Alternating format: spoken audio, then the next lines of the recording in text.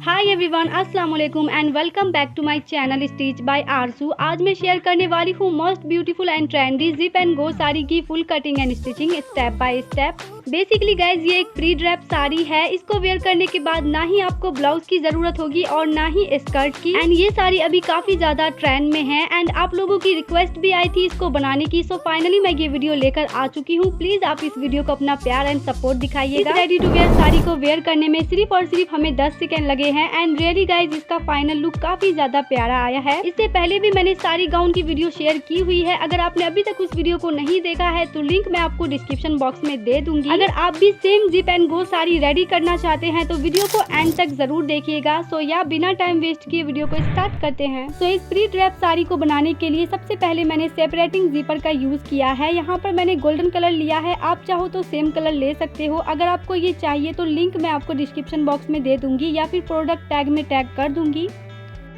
उसके बाद साड़ी की डिजाइनिंग करने के लिए मैंने 2 मीटर झालर लेस का यूज किया है। अगर ये लेस भी आपको चाहिए तो इसको भी मैं प्रोडक्ट टैग में टैग कर दूंगी या फिर इसका लिंक मैं आपको डिस्क्रिप्शन बॉक्स में दे दूंगी। उसके बाद मेरे पास ये साड़ी पड़ी हुई थी एंड इसका ब्लाउज भी स्टिच नहीं था। सो मैंने डिसाइड किया कि क्यों ना मैं इसी से zip and go sari ready करूँ। सो चलिए इसकी कटिंग करते हैं। आप लोगों को क्लियरली समझाने के लिए मैंने साड़ी को इस तरीके से बिछा लिया है। ये इसकी बेल्ट वाली साइड है एंड ये इसका पल्लू है। इसी के साइड में हमें ब्लाउज का भी फैब्रिक दिया हुआ है 1 मीटर। सो यहाँ पर 1 इंच की गैप देते हुए हम इसकी कटिंग कर देंगे। 1 इंच यहाँ पर मैंने पल्लू फोल्ड करने के लिए रखा है।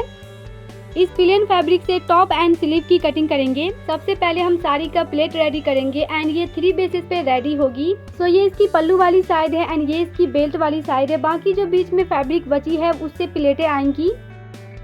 सो सबसे पहले हम इसका पल्लू निकालेंगे। इंची टेप को यहाँ से लेते हुए हम मार्किंग करेंगे। इस तरीके से मेजर करने के बाद यहाँ पर ये 60 इंच आया है। अब यहाँ पर उंगली से पकड़ते हुए नीचे की तरफ हम फिर से मेजर करेंगे एंड पल्लू की लेंथ के लिए टोटल 90 इंच पे मार्क करेंगे। अगर आप हैवी साइज के लिए बना रहे हैं तो आप 95 इंच तक भी रख सकते हैं आराम से। अब यहाँ पर एक स्मॉल कट लगा देंगे क्योंकि चौक का निशान जल्दी मिट जाती है। अब पल्लू के बिल्कुल अपोजिट साइड से वेस्ट के लिए फैब्रिक निकालेंगे। पहले यहाँ पर जो तिरछा फैब्रिक है उसको कट करके सीधा कर लेंगे एंड एक्स्ट्रा फैब्रिक को साइड कर लेंगे। उसके बाद 1 इंच फोल्ड करने के लिए मार्क करेंगे। वेस्ट निकालने के लिए जो भी आपका वेस्ट साइज है यानी कि वेस्ट की गोलाई जो भी है वो ले लेंगे। उसके बाद उसमें 5 इंच प्लस कर लेंगे। तो टोटल लेंथ हमारी 37 इंच हो जाएगी। सो यहाँ पर 37 इंच पे मार्क कर लेंगे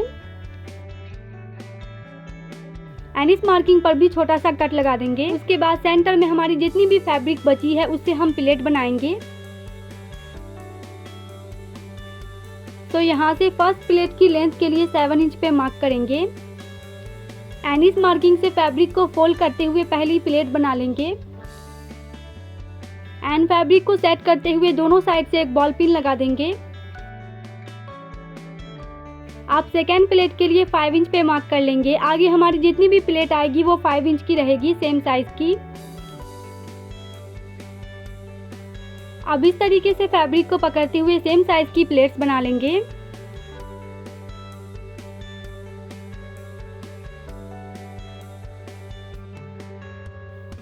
यहाँ पर जो एक्स्ट्रा फैब्रिक बची है इसको अंदर की तरफ इस तरीके से फोल्ड करके रखेंगे एंड इस पर भी बॉल पिन लगा लेंगे।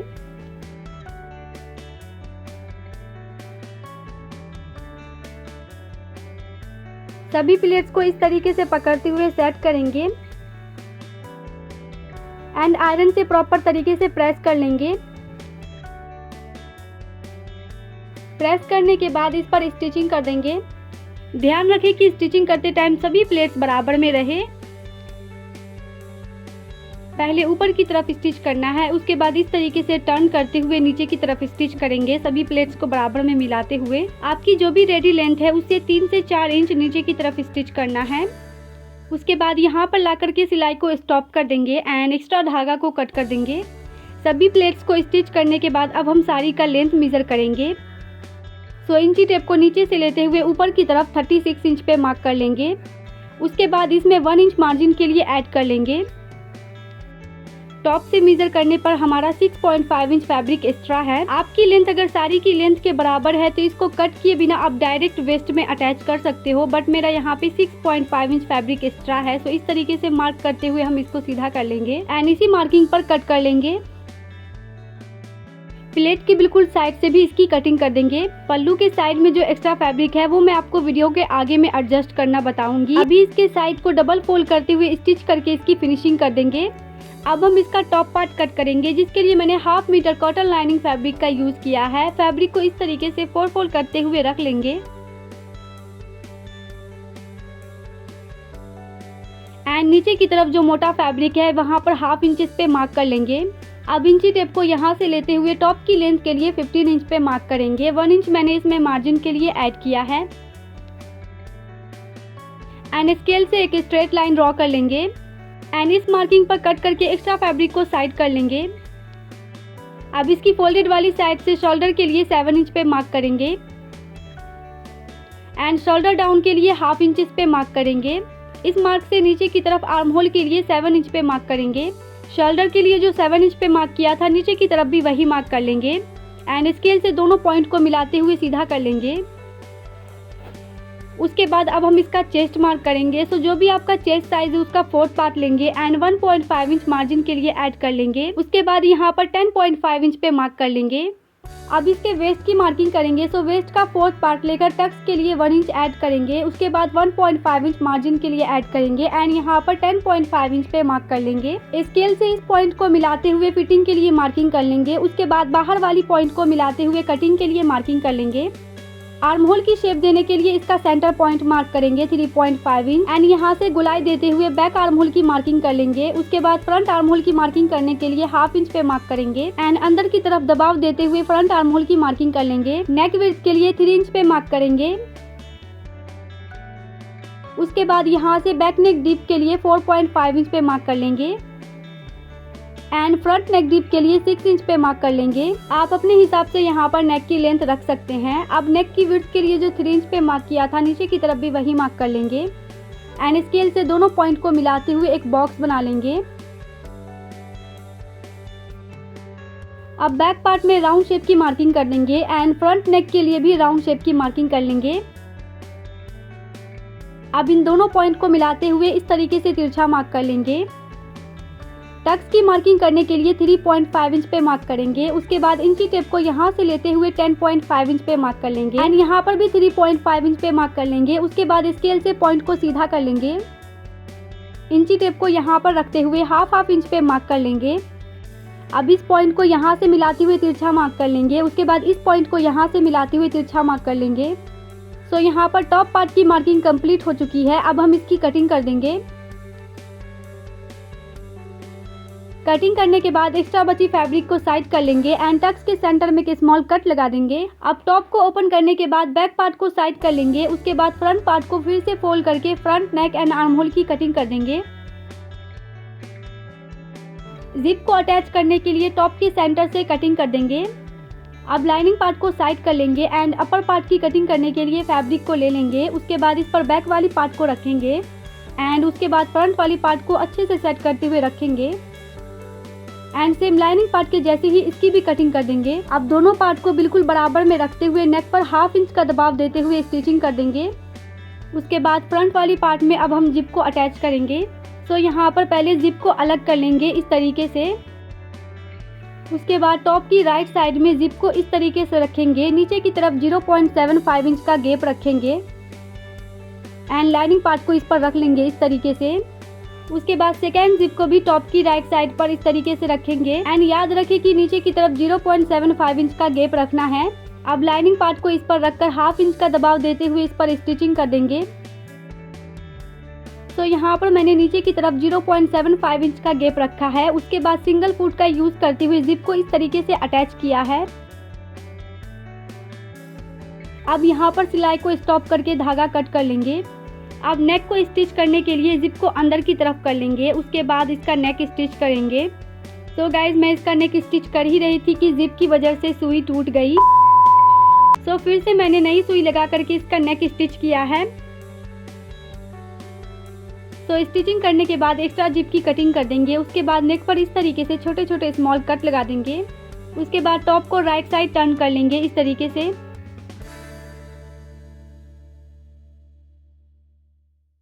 टॉप को अच्छे से सेट करने के बाद इसके ऊपर से स्टिचिंग कर देंगे।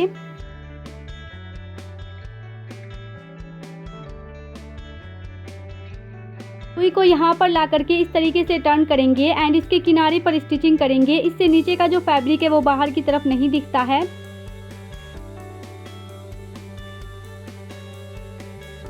नेक की फिनिशिंग करने के बाद दोनों पार्ट को बराबर में रखते हुए इसकी भी स्टिचिंग कर देंगे।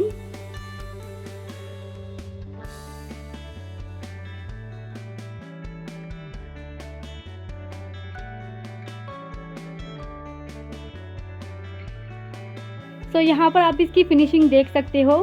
सेम प्रोसेस से सेकेंड वाले पार्ट पर भी जिप को अटैच कर लेंगे।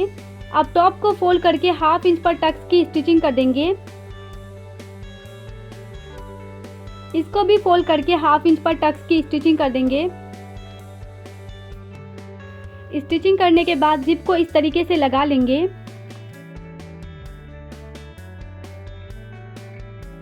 एंड सेम इसी तरह से मैंने बैक वाले पार्ट की भी फिनिशिंग कर दी है। अब दोनों पार्ट की राइट साइड अंदर की तरफ करते हुए रख लेंगे एंड शोल्डर को बराबर मिलाते हुए 1/2 इंच पर स्टिचिंग कर लेंगे। उसके बाद दोनों साइड फिटिंग के लिए मार्किंग कर लेंगे एंड इसी मार्किंग पर फिटिंग के लिए स्टिचिंग कर देंगे। स्टिचिंग करने के बाद अब हम रॉन्ग साइड से इस वाली डोरी को स्टिच करेंगे। तो नीचे की तरफ 1 इंच का गैप रखेंगे एंड फ्रंट पार्ट पर इसकी स्टिचिंग कर देंगे।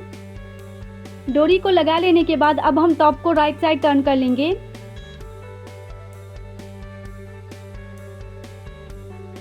तो यहाँ पर हमारे टॉप पार्ट की फिनिशिंग हो चुकी है। अब हम साड़ी में अटैच करने के लिए जिप को ओपन कर लेंगे एंड साड़ी के साथ इसको अटैच करेंगे। तो टॉप की जो डोरी वाली साइड है वो प्लेट की तरफ आएगी। उसके बाद दोनों की राइट साइड अंदर की तरफ रखते हुए इस पर स्टिचिंग कर देंगे।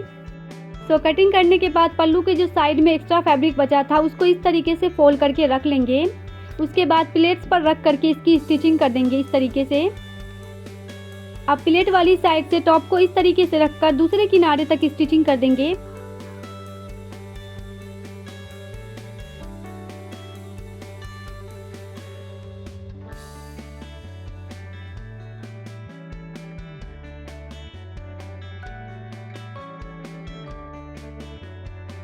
स्टिचिंग करने के बाद दूसरी साइड डोरी लगाने के लिए यहाँ पर पट्टी को डबल फोल्ड करके रखेंगे एंड इस पर स्टिचिंग करेंगे।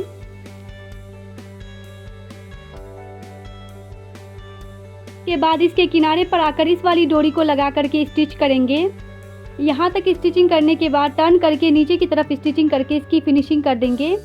अब हम इसका स्लीव कट करेंगे, जिसके लिए मैंने फैब्रिक को इस तरीके से 4 फोल्ड करके रख लिया है। स्लीव की लेंथ 17 इंच है एंड विड्थ 9 इंच है। क्योंकि यहाँ पर पफ स्लीव बनाने वाले हैं इसलिए यहाँ से स्लीव की लेंथ के लिए 12 इंच पे मार्क कर लेंगे एंड स्केल से स्ट्रेट लाइन ड्रॉ कर लेंगे। उसके बाद इस लाइन से नीचे की तरफ 2.5 इंच पे मार्क करेंगे। बाजू की फिटिंग के लिए 7 इंच लेंगे एंड 1.5 इंच मार्जिन के लिए लेकर 8.5 इंच पे मार्क कर लेंगे। नीचे की तरफ 4.5 इंच पे मार्क करेंगे। उसके बाद 1.5 इंच मार्जिन के लिए मार्क कर लेंगे।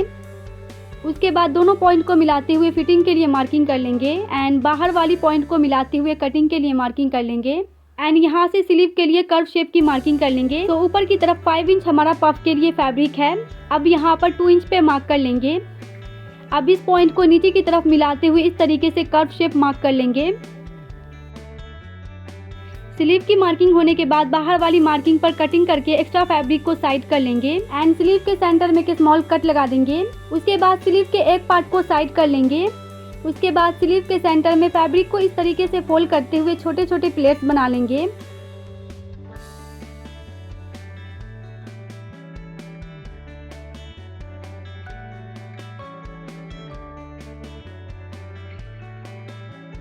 प्लेट्स यहाँ पर आपको अपने स्लीव के फिटिंग के हिसाब से डालनी है। उसके बाद इस पर स्टिचिंग कर देंगे। प्लेट्स को स्टिच करने के बाद अब नीचे की तरफ इस वाली लेस को लगाएंगे। स्लीव की राइट साइड पर इस लेस को लगाएंगे एंड लेस की राइट साइड अंदर की तरफ करते हुए फैब्रिक को डबल फोल्ड करके रख लेंगे एंड इस पर स्टिचिंग कर देंगे। स्टिचिंग करने के बाद स्लीव को रॉन्ग साइड टर्न कर लेंगे। उसके बाद पट्टी को रॉन्ग साइड इस तरीके से फोल्ड करके रखेंगे एंड इसके किनारे पर स्टिचिंग कर देंगे। लेस को अटैच कर लेने के बाद स्लीव को डबल फोल्ड करके रख लेंगे एंड इसकी फिटिंग के लिए स्टिचिंग कर देंगे। स्टिचिंग करने के बाद स्लीव को राइट साइड टर्न कर लेंगे एंड सेम इसी तरह से सेकेंड स्लीव को भी रेडी कर लेंगे। अब दोनों स्लीव को आर्म होल के साथ अटैच करेंगे। तो फर्स्ट वाली स्लीव को लेकर अंदर की तरफ इस तरीके से लगाएंगे एंड दोनों को बराबर में मिलाते हुए रखकर 1/2 इंच का स्टिचिंग मार्जिन छोड़ते हुए इस पर स्टिचिंग कर देंगे। सेम इसी तरह से सेकेंड स्लीव्स की भी स्टिचिंग कर देंगे। सो यहाँ पर मैंने दोनों स्लीव को टॉप के साथ अटैच कर लिया है। So after all over stitching this is the final look. Comment करके जरूर बताना ये वीडियो आपको कैसी लगी एंड नेक्स्ट आप क्या देखना चाहते हो। इंशाल्लाह मैं जरूर लेकर आऊंगी। एंड वीडियो पसंद आई हो तो प्लीज आप इस वीडियो को एक लाइक कर दें। एंड चैनल पर नए हैं तो चैनल को सब्सक्राइब करके बेल आइकन जरूर प्रेस कर लेना। इससे मेरी अपकमिंग वीडियोस की नोटिफिकेशन सबसे पहले आप तक पहुंचेगी। मैं मिलती हूँ आप सबसे नेक्स्ट वीडियो में। तब तक आप मेरी इस लेटेस्ट वीडियो पर क्लिक करके देख सकते हो। And thanks for watching.